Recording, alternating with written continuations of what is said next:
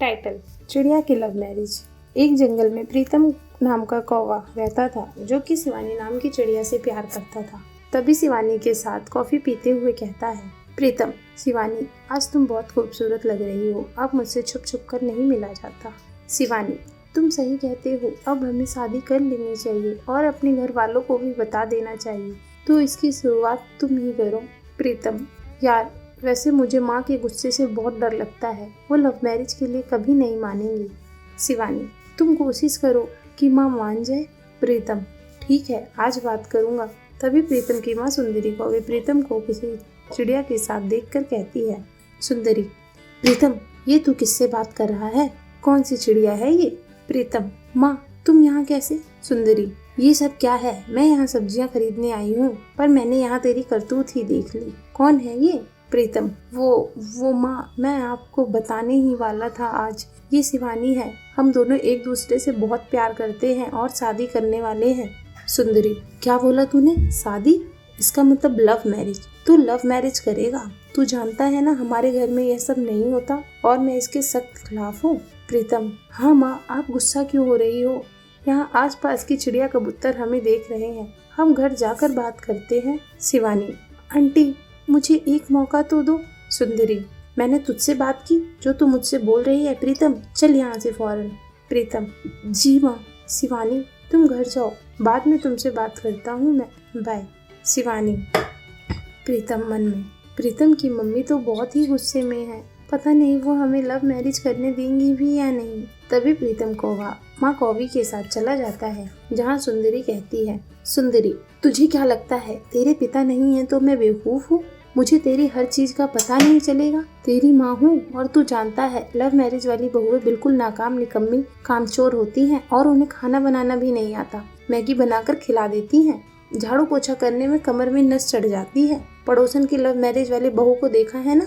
मैं बिल्कुल भी रिस्क नहीं लूंगी। मैं अरेंज मैरिज करूंगी तेरी। भूल जाओ उस चिड़िया रानी को। प्रीतम: माँ, आप ये कैसी बात कर रही हैं? शिवानी ऐसी बिल्कुल भी नहीं है। वह अपने घर में सबका ख्याल रखती है और सारा खाना बनाना आता है। आप उसे एक मौका देकर तो देखिए। प्लीज माँ, मेरी खातिर ही सही। हम दोनों एक दूसरे के बिना नहीं रह सकते। हमें अलग मत कीजिए माँ, प्लीज। प्रीतम कौवा अपनी माँ को बहुत समझाकर उसके सामने हाथ जोड़ने लगता है। तभी अपने बेटे के आंसू देखकर वो कहती है, सुंदरी, आंसू मत दिखा मुझे। तू जानता है ना, तू मेरा एक लौता है जिससे मैं बहुत प्यार करती हूँ, इसलिए तेरी खातिर लव मैरिज की इजाजत दे देती हूँ। पर अगर कुछ ऐसा हुआ तो मैं तेरी लव मैरिज वाली बीवी की जुबान खींच के रख दूंगी। प्रीतम: ये बोलने की नौबत नहीं आएगी माँ, वह बहुत अच्छी है। शुक्रिया माँ, आई लव यू माँ। इस तरह शिवानी चिड़िया और प्रीतम कौवे की लव मैरिज हो जाती है, जहाँ बहुत सारे पक्षी शादी में शरीक हुए थे। शिवानी चिड़िया अपने ससुराल की जिम्मेदारी संभाल लेती है, अच्छे से सुंदरी कौवे की सेवा करती है। उसे सुंदरी एक भी मौका कहने का नहीं देती। तभी चाय बनाकर लाती है और कहती है, शिवानी, माँ जी, ये चाय पी लीजिए। आपका सर दर्द हो रहा था ना, मैंने अदरक वाली चाय बनाई है, आप ठीक हो जाएंगी। सुंदरी: तुझे कैसे पता कि मेरा सर दर्द हो रहा है? शिवानी: आपको क्या लगता है, मैं इतनी देर से सफाई कर रही थी, पर मेरा ध्यान आप पर भी था, इसलिए मुझे पता है आपका सर दर्द है। तो चाय ले आई। सुंदरी: मैंने जो सोचा था तू वैसी बिल्कुल भी नहीं है। तू बहुत अच्छी निकली, क्योंकि आजकल की लव मैरिज वाली बहुएं कुछ नहीं करती, पर तू तो बिना कुछ बोले सब कुछ कर देती है। अच्छा खाना बना लेती है, सेवा भी करती है। सही कहा था प्रीतम ने, तूने मुझे एक भी शिकायत का मौका नहीं दिया, इसलिए ये ले बहू, मेरा सोने का हार शगुन है तेरे लिए। शिवानी: अरे माँ जी, इसकी क्या जरूरत थी? आपने इतना कह दिया, यही मेरे लिए आशीर्वाद था। सुंदरी: अब क्या रुलाएगी क्या? भगवान ने इतनी अच्छी बहू दी है, पकड़ इसे और पहन ले। मुझे इतनी अच्छी बहू मिली है, इसलिए मैं तेरे लिए मुंह दिखाई की रस्म करूंगी। शिवानी: शुक्रिया माँ जी, आप बहुत अच्छी हैं। इस तरह सुंदरी कौवी अपने लव मैरिज वाली बहू से बहुत खुश होती है, जिसके बाद वह खुशी खुशी उसकी मुंह दिखाई करती है और वो सब खुशी खुशी रहने लगते हैं। टाइटल: चिड़िया की कंजूस नंद। जंगल के सभी पक्षियों के बीच टूनी चिड़िया अपने पति चुन्नू कौवे के साथ रहा करती थी। उसकी कंजूस नंद कौवी भी रहती थी। एक दिन टूनी चिड़िया चुन्नू के साथ घूमने जा रही थी। तभी वो अपनी नंद श्वेता से कहती है, टुन्नी, अरे श्वेता, वो मुझे तुम्हारा नया वाला हार चाहिए जो तुम पिछले हफ्ते लाई हो। वो क्या है ना, मेरा एक हार अभी टूट गया है, तो मुझे अभी के लिए चाहिए था। गला सूना सूना अच्छा नहीं लगता है ना। श्वेता, भाभी मैं आपको हार दे रही हूँ लेकिन टूटना नहीं चाहिए। आप जानती हैं ना मेरा बहुत पसंदीदा हार है वो। टुन्नी, हाँ पता है मुझे। कमरे में जाकर कंजूस कौवी कहती है। श्वेता, नहीं नहीं, कहीं भाभी मेरा इतना कीमती हार तोड़ दिया तो मैं उन्हें नहीं दूंगी। अभी झूठ बोलकर भगा देती हूँ उनको यहाँ से, खुद भी भाग जाऊंगी। बाहर जाकर श्वेता कौवी कहती है।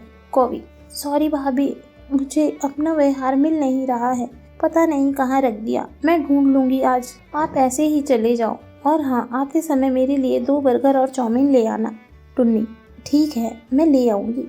ऐसा कहकर टुन्नी चिड़िया चुन्नू कौवे के साथ घूमने चली जाती है। आते टाइम वह अपनी नंद कौवे के लिए खाने का सामान लेकर आती है।